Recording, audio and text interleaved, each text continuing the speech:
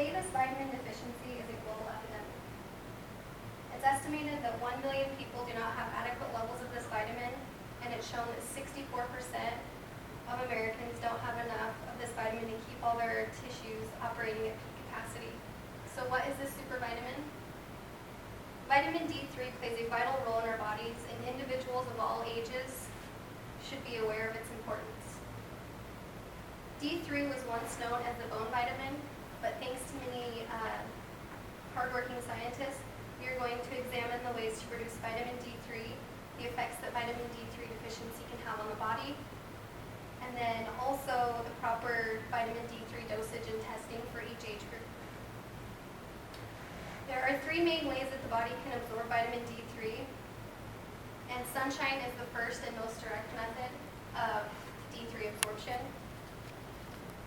Studies have shown that living closer to the equator, people have more sun exposure, and this allows them to have more adequate vitamin D3 sun production.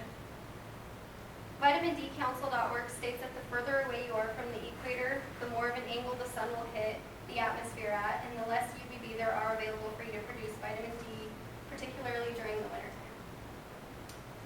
Melanin is also a factor in vitamin D3 absorption, and this also makes up the different skin types. Skin type 1 is burns, never tans.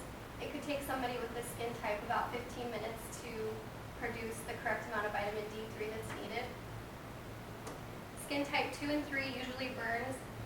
Tans with difficulty, they tend to produce vitamin D faster than skin types 4, 5, and 6.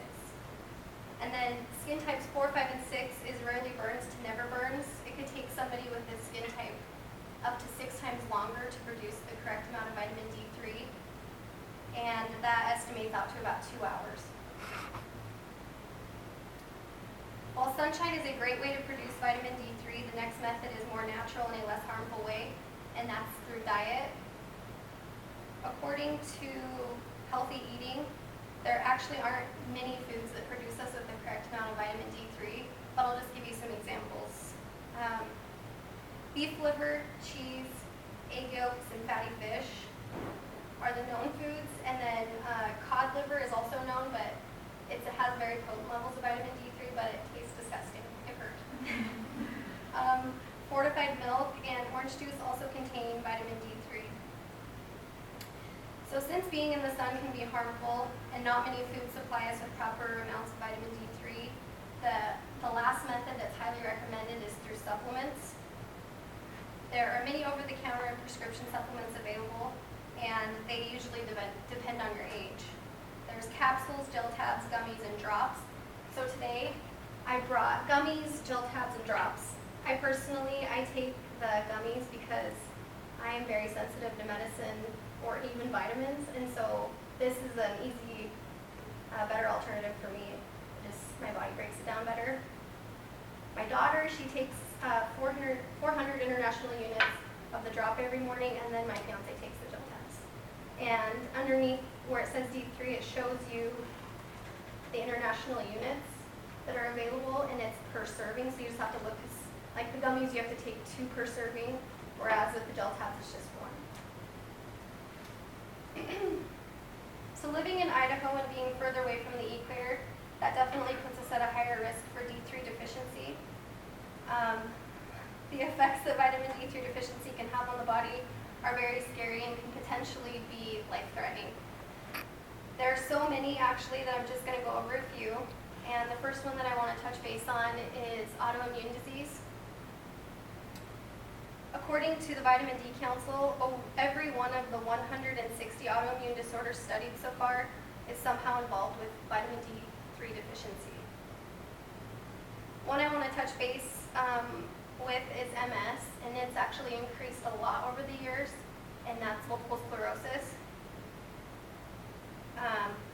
It is also shown that type 1 diabetes and Lou Gehrig's disease is also in connection with vitamin D3 deficiency. And Cancer.net states that studies in populations have shown that low vitamin D levels are a risk factor for cancer, particularly prostate, colorectal, and breast cancers. So after reviewing the ways to absorb D3 and deficiency, I want to go over testing and then the proper dosage. There are 3 ways to test. You can go straight to your doctor and then just ask for, it's called a 25 OHD test, and they just do it there and then they give you the results. You can buy an at-home test, and you basically just prick your finger and put it on the blotter paper and then send it in for the results.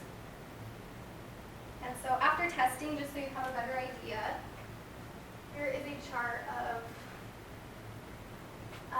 milliliters, and it shows deficient, insufficient, sufficient, and toxic. And according to the Vitamin D Council, they want you to be about 50 milliliters is an ideal number to shoot for. And then also, I'll show you this other chart here.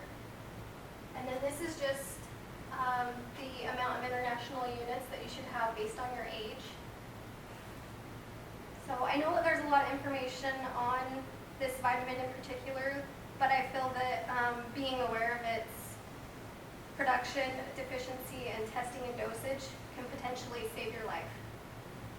Now we need to share with friends and family and make them more aware also, so that we can kill this epidemic of 1 billion people being